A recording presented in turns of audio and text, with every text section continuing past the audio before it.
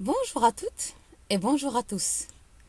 Bienvenue avec moi dans une nouvelle vidéo relative à la présentation du module dossier création d'entreprise relative aux stagiaires de la OFPPT, les bacs pro, les techniciens spécialisés en gestion des entreprises et les techniciens comptables d'entreprise. Donc, nous avons dit la séance précédente que la réussite de la création d'une entreprise exige bien évidemment une démarche rigoureuse et consciente. Elle suppose alors de la part du futur entrepreneur des qualités et des capacités entrepreneuriales pour conduire de manière progressive et efficiente les différentes étapes du processus de création d'entreprise. Donc, pour créer une entreprise, on exploite généralement le chemin suivant. Donc, ce chemin a été déjà expliqué la dernière séance. Donc, les étapes de la création d'entreprise, on commence par l'identification d'une opportunité et ça vient tout de suite après après la naissance de l'idée. Donc, on dit c'est de la naissance de l'idée à l'opportunité. Ensuite, nous avons l'étude de marché qui sera suivie par l'évaluation des moyens à mettre en œuvre. Nous avons ensuite l'évaluation de la viabilité financière du projet. Ainsi, le choix du statut juridique de l'entreprise à créer. Après, nous avons l'élaboration du plan d'affaires ou du business plan, la mise en place du confinement et enfin du financement, et enfin l'accomplissement des formalités administratives. Commençons tout d'abord par l'identification de l'opportunité et qui sera l'objet de la présentation d'aujourd'hui. Donc, une entreprise peut être créée par quoi?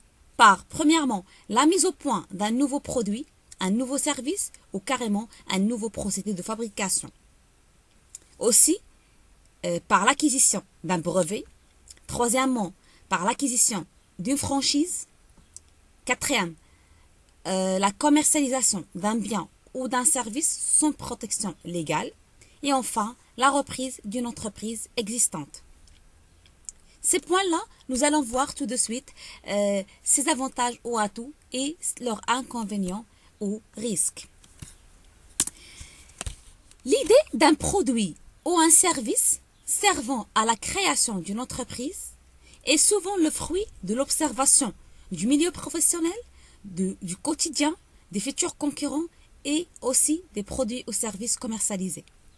En ce qui concerne le milieu professionnel, qui peut être l'occasion de découvrir des produits ou services complémentaires à ceux commercialisés par son employeur, voire des substituts à ces derniers ou des versions améliorées. Nous avons aussi le quotidien qui peut permettre de déceler certains besoins pouvant être satisfaits par la mise au point de produits ou services non offerts sur le marché. Et aussi des futurs concurrents et ce, pour déceler un détail ou un angle d'approche ignoré par eux. Et enfin, des produits ou services commercialisés dans certains pays ou régions qui peuvent être commercialisés en l'état ou adapté dans son pays ou sa région. En tout état de cause, on peut dire que le produit ou service choisi doit répondre à un besoin non ou mal satisfait. Prenons l'exemple d'un entrepreneur qui ouvre une boulangerie et évitant aux habitants d'un quartier de s'approvisionner dans le quartier voisin, répond alors à un besoin qui est mal satisfait.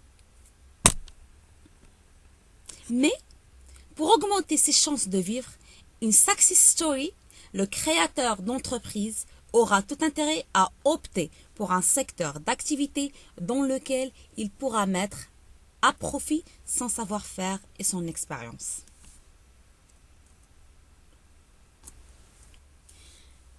Lorsque le produit ou le service choisi est basé sur une idée innovante, on souligne idée innovante, il doit être protégé par un enregistrement à l'ANPIC. C'est quoi l'ANPIC? C'est tout simplement l'Office marocain de la propriété intellectuelle et commerciale.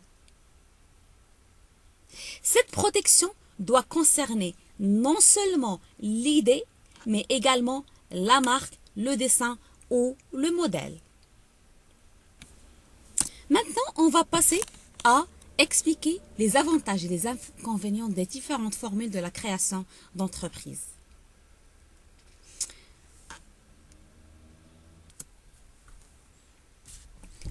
Commençons tout d'abord par la première formule qui est la mise au point d'un nouveau produit, d'un nouveau service ou d'un nouveau procédé de fabrication. C'est quoi les avantages de cette première formule? Donc, l'entreprise peut bénéficier de la nouveauté. Elle peut aussi bénéficier du coût peu élevé et surtout lorsque l'idée est le fruit d'un heureux hasard. Mais on peut détecter des inconvénients ou des risques qui sont la mauvaise réaction du marché, de la part des marchés. Le coût qui est parfois trop élevé en temps et en argent peut causer des problèmes. Donc, il sera un inconvénient. Et la mauvaise exploitation de l'idée. Concernant la deuxième formule, qui est l'acquisition d'un brevet, ce brevet qui va donner à l'entreprise l'exclusivité de la production ou de la commercialisation d'un bien ou d'un service, peut avoir comme avantage le gain de temps et parfois le gain de l'argent. L'entreprise peut aussi bénéficier de la nouveauté de ce brevet. Mais nous avons aussi des inconvénients et des risques. Le coût parfois du brevet, de l'acquisition du brevet est trop élevé. La mauvaise exploitation du brevet de la part de l'entreprise. L'acquisition d'un brevet dépassé ou en voie de l'être. Donc, on peut acheter ou acquérir un brevet qui est très dépassé. Passons tous ensemble maintenant à la troisième formule, qui est celle de l'acquisition d'une franchise. Prenons l'exemple de Pizza Hut ou McDonald's. Donc, l'avantage qu'on peut en tirer de cette troisième formule, c'est le gain de temps, le bénéfice de l'expérience et de la notoriété du franchiseur en matière du concept, du produit, de la décoration, de la politique commerciale, de l'organisation, etc. Le risque, il est généralement très limité. Pourquoi? Tout simplement parce que les clientèles de l'entreprise ou la clientèle existante sur le marché est plus ou moins assurée car elles connaissent déjà la marque. En ce qui concerne les inconvénients de cette formule qui est l'acquisition de la franchise, donc nous avons le risque de scotcher à une franchise en déclin qui est dans la dernière phase, dépendance du franchiseur en termes du prix, d'approvisionnement et du management. Nous avons aussi la cession du fonds de commerce qui est soumise à l'accord préalable du franchiseur. On ne peut rien faire sans revenir au franchiseur. Donc, le coût de l'acquisition de la franchise est parfois trop élevé en matière de droits d'entrée, royalties, etc. Ou on peut avoir le rejet de la franchise par le marché. Donc, la franchise acquise peut être refusée ou rejetée de la part du marché dans lequel on va investir. Nous avons la formule suivante qui est l'exploitation d'un bien ou service non protégé. Donc, qui a pour avantage le coût relativement peu élevé. Une petite amélioration de l'offre peut permettre de dévancer les concurrents. En ce qui concerne les inconvénients de cette formule, donc ce projet est facilement copiable et imitable par les autres, par les concurrents, tout simplement parce qu'il n'est pas protégé. Donc, la dernière formule de la création d'entreprise est celle de la reprise d'une entreprise déjà existante. Donc, l'avantage qu'on peut en tirer de cette formule, c'est que l'outil de production, il est immédiat, donc immédiatement opérationnel. Donc, on peut avoir et en profiter du gain de temps parce que l'entreprise elle est déjà existante.